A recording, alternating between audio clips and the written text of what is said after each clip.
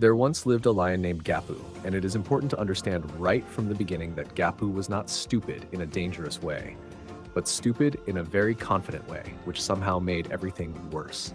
Gapu believed he was the smartest creature in the entire savanna, even though he once tried to drink clouds because he thought they were floating water. From the day he was born, Gapu showed signs of being different. While other cubs learned to walk carefully, Gapu ran straight into bushes, trees, rocks, and once into his own mother. When he roared for the first time, it came out sounding like a sneeze, and a bird laughed so hard it fell off a branch. Gapu grew up thinking effort was optional. He believed real kings didn't need to work, hunt, or even think. Thinking, he often said, is for animals without confidence. He spent most of his days lying in the shade, staring at the sky, making up stories about how powerful he was. If another lion passed by, Gapu would casually say things like, "I defeated 3 elephants yesterday, but I was tired, so I didn't tell anyone." No one believed him, but Gapu believed himself, which somehow felt worse. His brother Tilu was the exact opposite. Tilu was sharp, disciplined, and hardworking. He hunted well, guarded the pride, and actually understood how the savanna worked. Gapu hated this. Not because Tilu was better, but because Tilu made effort look normal. "Why do you work so hard?" Gapu once asked while lying upside down on a rock. "Because food doesn't walk into our mouths," Tilu replied. Gapu nodded seriously and said, "It should."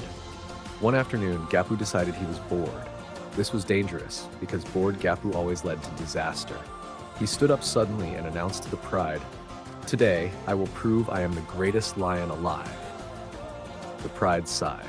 One lioness whispered, "Last time he said that, he tried to fight a shadow." Gapu ignored everyone and marched off dramatically, his tail swinging like he was in a movie. The first thing Gapu encountered was a herd of zebras. He crouched low, pretending to stalk them, except he forgot to stay quiet and started humming. The zebras turned around, stared at him, and waited. Gapu froze. "Why aren't you running?" he demanded. One zebra replied, "Because you look confused." Insulted, Gapu charged. He immediately tripped over his own paw, rolled down a small hill, and landed in a bush. When he stood up, leaves were stuck in his mane, and a squirrel was sitting on his head. "Get off," Gapu said politely. The squirrel slapped him and left. Determined not to be embarrassed again, Gapu continued walking until he reached a river.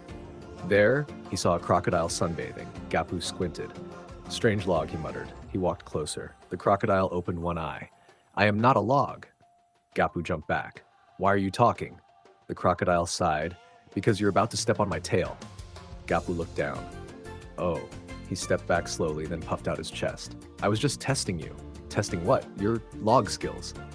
Feeling proud, Gapu decided to roar to show dominance. He inhaled deeply and roared so hard he lost balance and fell into the shallow water.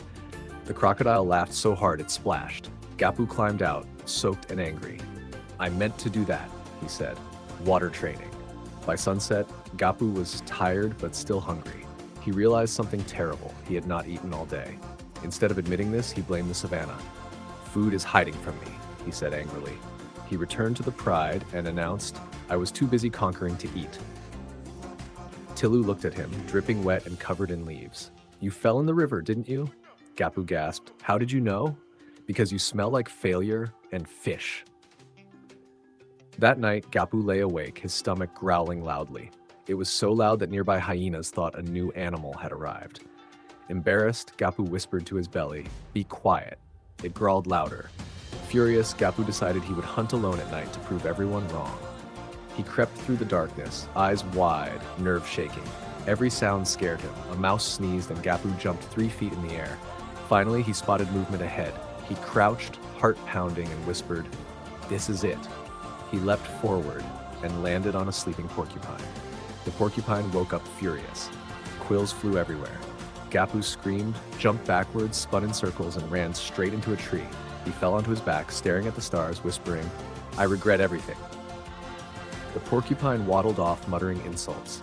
Gapu limped back to the pride at sunrise, covered in scratches and shame. Everyone stared.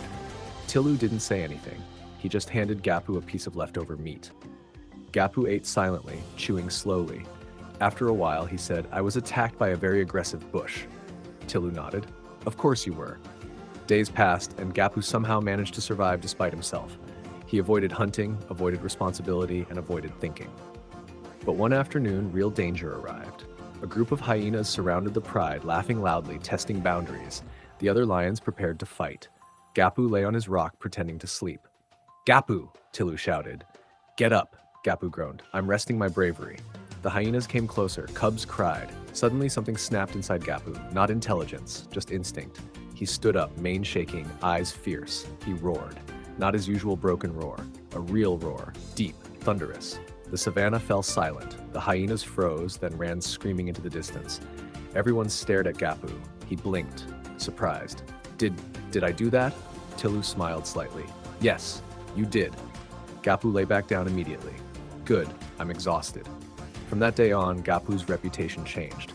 Not because he became smart, but because everyone realized something important. Gapu was useless 99% of the time, but in the 1% that mattered, he somehow delivered. He never stopped being stupid. He still argued with rocks, still blamed food for hiding, still believed clouds were suspicious. But when it counted, Gapu stood up.